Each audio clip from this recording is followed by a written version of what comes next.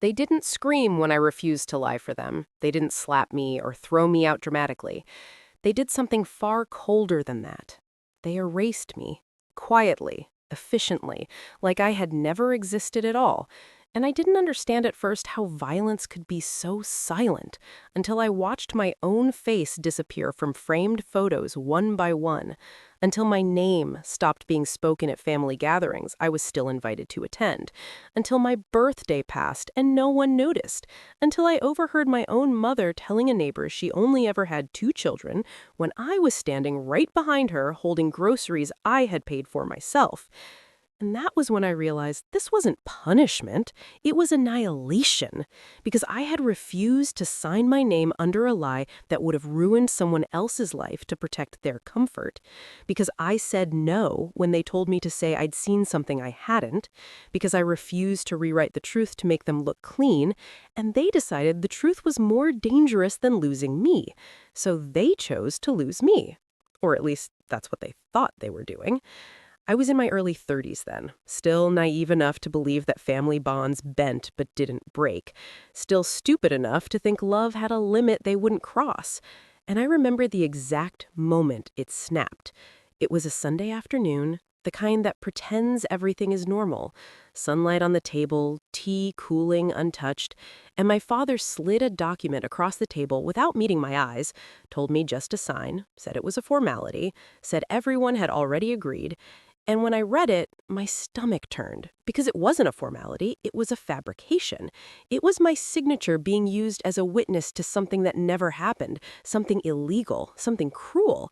And when I said I couldn't do it, the room went quiet in a way that felt rehearsed, like they had already imagined this version of me and knew exactly how to respond.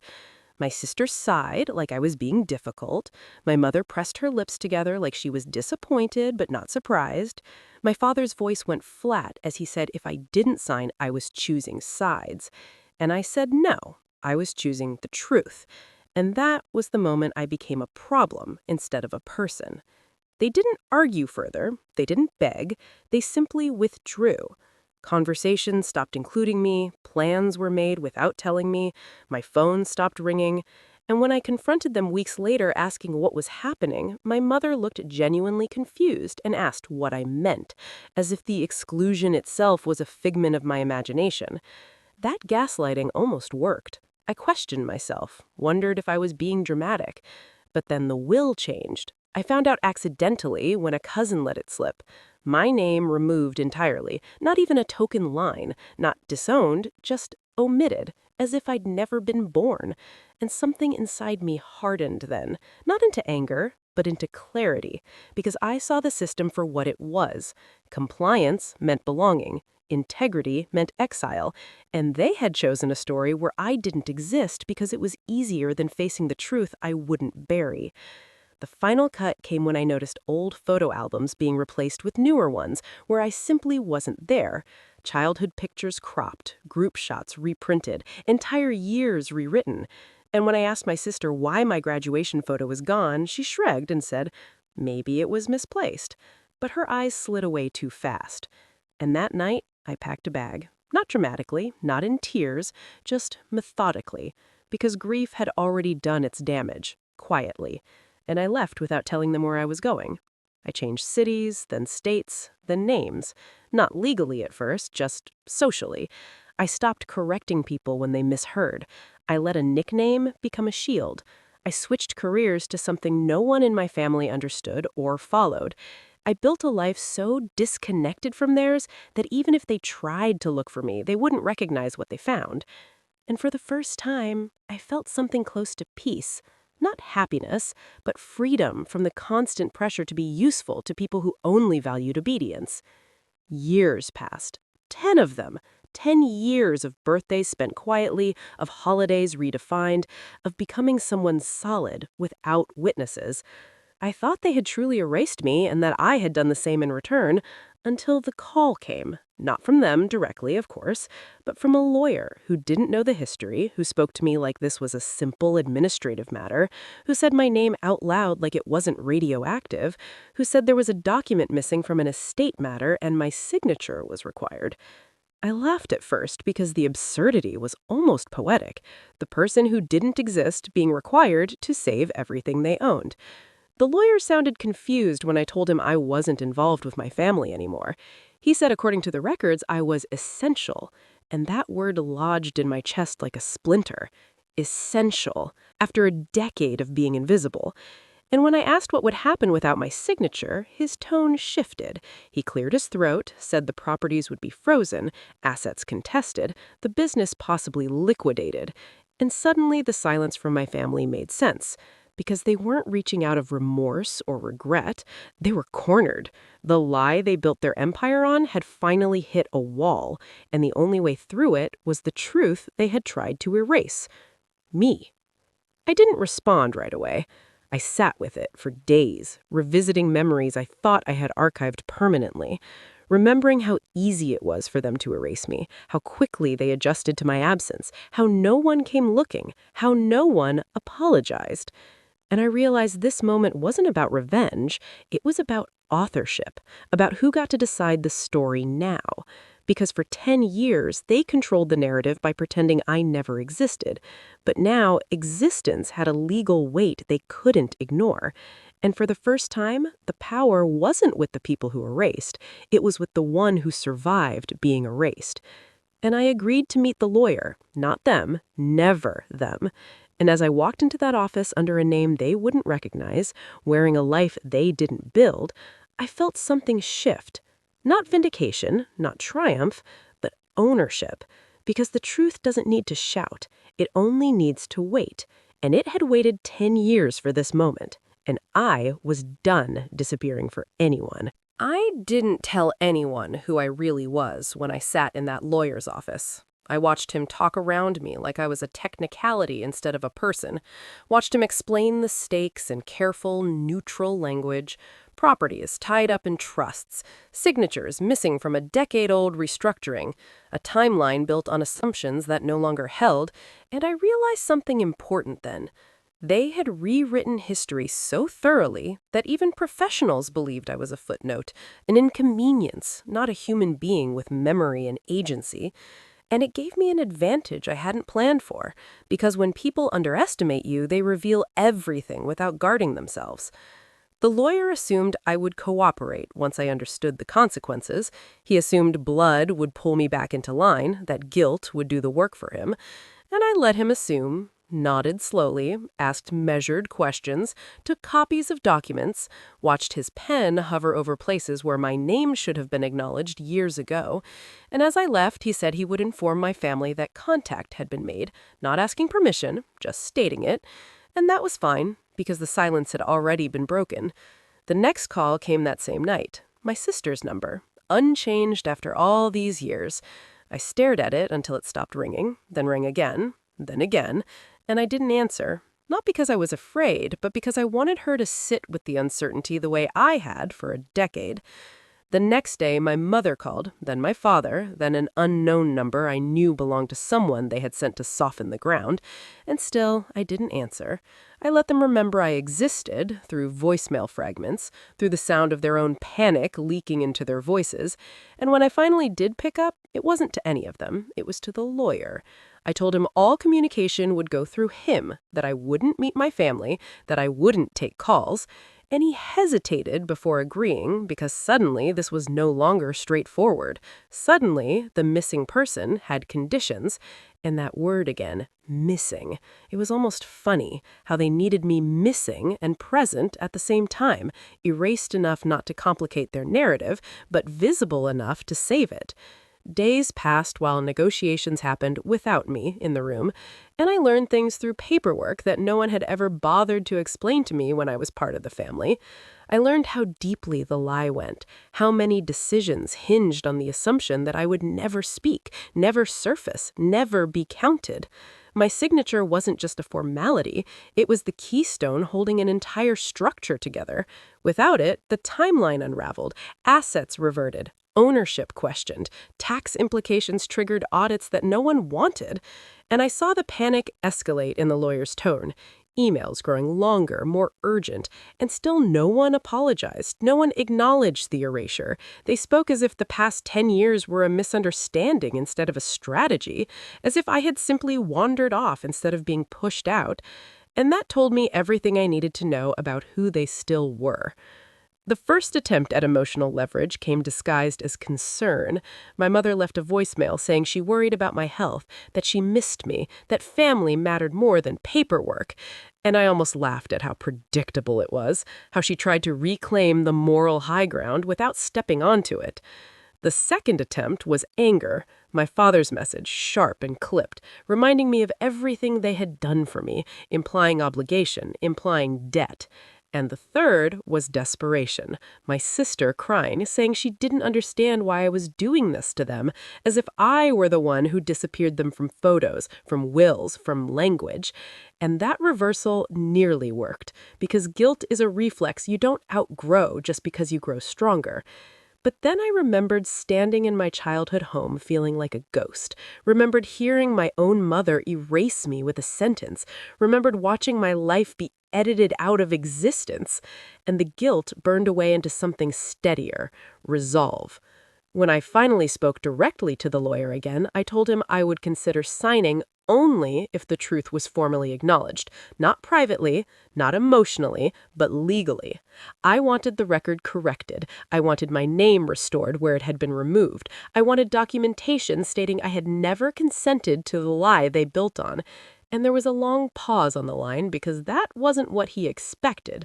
That threatened the entire structure, not just delayed it. He told me that could expose them, that it could unravel agreements already in place, and I said quietly that was not my problem, because for 10 years the unraveling had been mine alone. The next move they made surprised me, not because it was clever, but because it was cruel in a way that confirmed I had made the right choice. They attempted to challenge my identity, claimed I wasn't who I said I was, that the person they needed had changed names, moved, disappeared, and therefore could not be verified. And that was when the irony peaked, because the same erasure they had orchestrated now worked against them. The absence of acknowledgement they had insisted on made it harder to deny me when proof was required. I had records, employment histories, legal documents, a life that existed regardless of their recognition. And when the verification came back confirmed, the lawyer's tone shifted again, this time into something like respect, and behind it, fear, because he realized the leverage had fully reversed. They needed me more than I needed them, and still, even then, no apology came, no acknowledgement of the erasure. They spoke as if the past 10 years were a misunderstanding instead of a strategy, as if I had simply wandered off instead of being pushed out. And that told me everything I needed to know about who they still were. The first attempt at emotional leverage came disguised as concern. My mother left a voicemail saying she worried about my health, that she missed me, that family mattered more than paperwork. And I almost laughed at how predictable it was, how she tried to reclaim the moral high ground without stepping onto it. The second attempt was anger, my father's message sharp and clipped, reminding me of everything they had done for me, implying obligation, implying debt. And the third was desperation, my sister crying, saying she didn't understand why I was doing this to them, as if I were the one who disappeared them from photos, from wills, from language. And that reversal nearly worked, because guilt is a reflex you don't outgrow just because you grow stronger. But then I remembered standing in my childhood home feeling like a ghost, remembered hearing my own mother erase me with a sentence, remembered watching my life be edited out of existence, and the guilt burned away into something steadier, resolve. When I finally spoke directly to the lawyer again, I told him I would consider signing only if the truth was formally acknowledged, not privately, not emotionally, but legally. I wanted the record corrected. I wanted my name restored where it had been removed. I wanted documentation stating I had never consented to the lie they built on. And there was a long pause on the line because that wasn't what he expected. That threatened the entire structure, not just delayed it. He told me that could expose them, that it could unravel agreements already in place, and I said quietly that was not my problem, because for 10 years the unraveling had been mine alone. The next move they made surprised me, not because it was clever, but because it was cruel in a way that confirmed I had made the right choice. They attempted to challenge my identity, claimed I wasn't who I said I was, that the person they needed had changed names, moved, disappeared, and therefore could not be verified. And that was when the irony peaked, because the same erasure they had orchestrated now worked against them. The absence of acknowledgement they had insisted on made it harder to deny me when proof was required. I had records, employment histories, legal documents, a life that existed regardless of their recognition. And when the verification came back confirmed, the lawyer's tone shifted again, this time into something like respect, and behind it, fear, because he realized the leverage had fully reversed. They needed me more than I needed them. And still, even then, no apology came, no acknowledgement of the erasure. They spoke as if the past 10 years were a misunderstanding instead of a strategy, as if I had simply wandered off instead of being pushed out. And that told me everything I needed to know about who they still were. The first attempt at emotional leverage came disguised as concern. My mother left a voicemail saying she worried about my health, that she missed me, that family mattered more than paperwork. And I almost laughed at how predictable it was, how she tried to reclaim the moral high ground without stepping onto it. The second attempt was anger, my father's message sharp and clipped, reminding me of everything they had done for me, implying obligation, implying debt. And the third was desperation, my sister crying, saying she didn't understand why I was doing this to them, as if I were the one who disappeared them from photos, from wills, from language. And that reversal nearly worked, because guilt is a reflex you don't outgrow just because you grow stronger. But then I remembered standing in my childhood home feeling like a ghost, remembered hearing my own mother erase me with a sentence, remembered watching my life be edited out of existence, and the guilt burned away into something steadier, resolve. When I finally spoke directly to the lawyer again, I told him I would consider signing only if the truth was formally acknowledged, not privately, not emotionally, but legally. I wanted the record corrected. I wanted my name restored where it had been removed. I wanted documentation stating I had never consented to the lie they built on. And there was a long pause on the line because that wasn't what he expected. That threatened the entire structure, not just delayed it. He told me that could expose them, that it could unravel agreements already in place, and I said quietly that was not my problem, because for 10 years the unraveling had been mine alone. The next move they made surprised me, not because it was clever, but because it was cruel in a way that confirmed I thought once the ink dried, everything would slow down, that the tension would evaporate now that the document existed and the immediate crisis was resolved. But that was another illusion I had carried quietly, because truth doesn't arrive gently when it has been suppressed for so long. It arrives like pressure released from a sealed room. And the moment my existence was restored on paper, it began leaking into places my family could no longer control. Accountants asked questions that had never been asked before. Partners noticed discrepancies that had been glossed over. Extended relatives who had accepted my disappearance as fact suddenly remembered conversations that didn't align with the revised story they were now being fed. And I watched from a distance as the narrative they had maintained for 10 years began to fracture. Not because I spoke loudly, but because silence was no longer doing their work for them. My name appearing again triggered curiosity, and curiosity is dangerous to people who survive on omission. I received emails from people I barely remembered, asking where I had been, how I was, why they had been told I moved abroad suddenly and cut contact, and I responded selectively, carefully. Not out of spite, but out of discipline, because this was no longer about defending myself, it was about refusing to be reshaped again. My family attempted one final strategy when denial failed. They tried to rewrite the erasure as mutual distance, as a misunderstanding, as a tragic drift.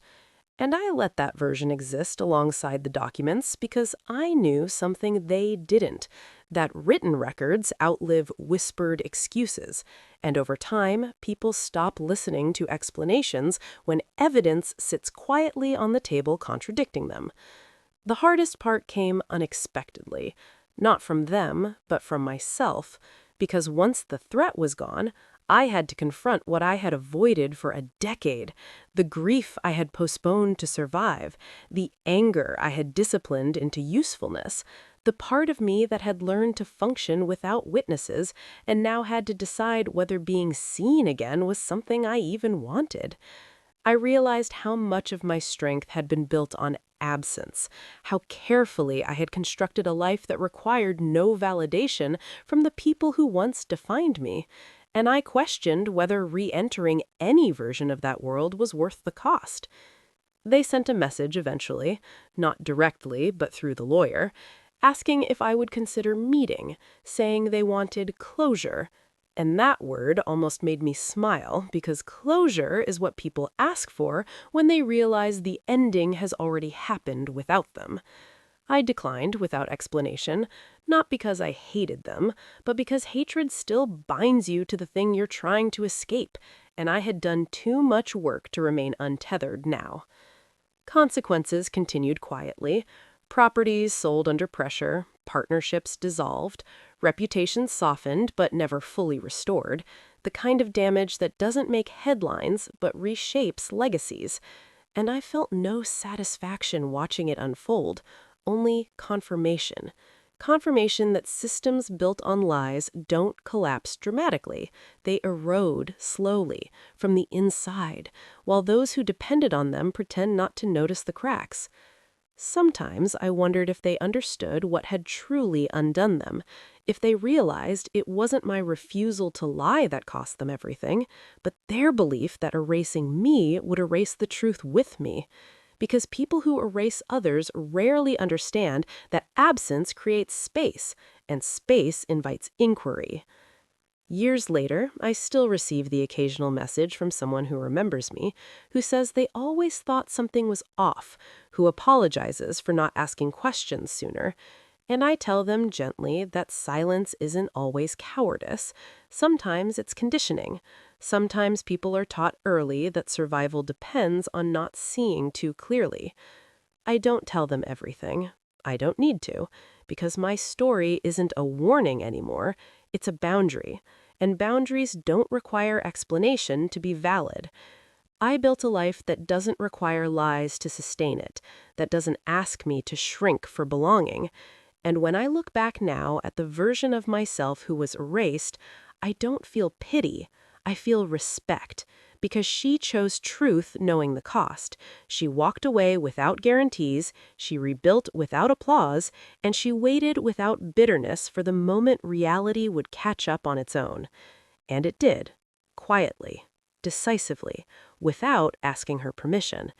And that is the part people rarely understand, that justice doesn't always look like confrontation or revenge or reconciliation. Sometimes it looks like being needed by the very people who swore you didn't exist, and choosing, calmly, to exist anyway, on your own terms, without returning to the place that tried to erase you in the first place. Because the real ending isn't them losing, it's me no longer defining my life by what they tried to take. What stayed with me long after the documents were filed and the calls stopped wasn't the fallout or the silence or even the vindication people assumed I must feel. It was the clarity that arrived once there was nothing left to prove. Because for so long, my existence had been defined by resistance, by refusal, by the quiet labor of standing firm while being rewritten out of a family narrative that preferred convenience over conscience. And when that resistance was no longer required, I had to learn how to live without armor, how to let myself be ordinary again without mistaking peace for emptiness.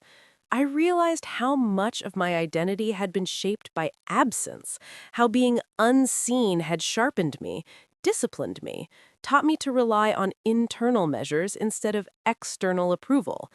And I understood then that erasure, as devastating as it was, had also forced a kind of independence that could never be undone.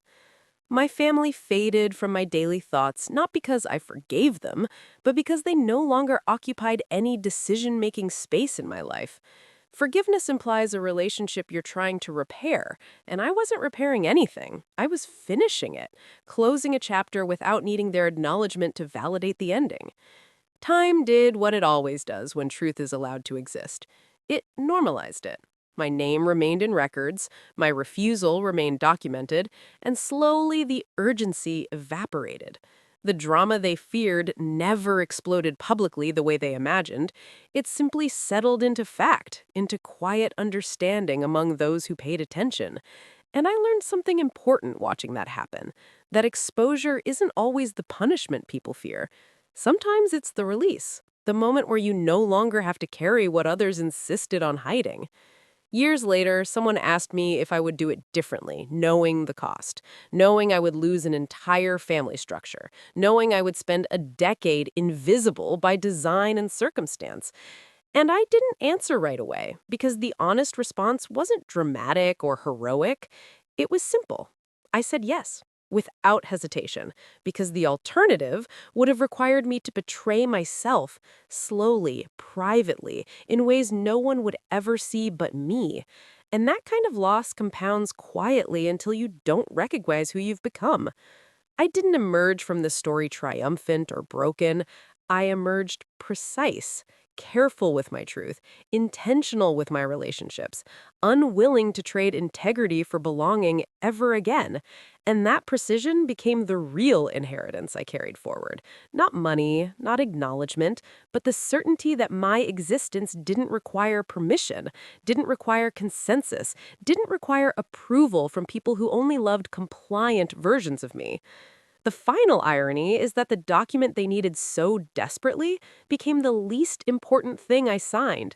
The real signature happened years earlier when I chose not to lie, when I accepted disappearance as the price of honesty, when I walked away knowing I might never be called back. And when they finally needed me, it wasn't as a daughter or sister or family member.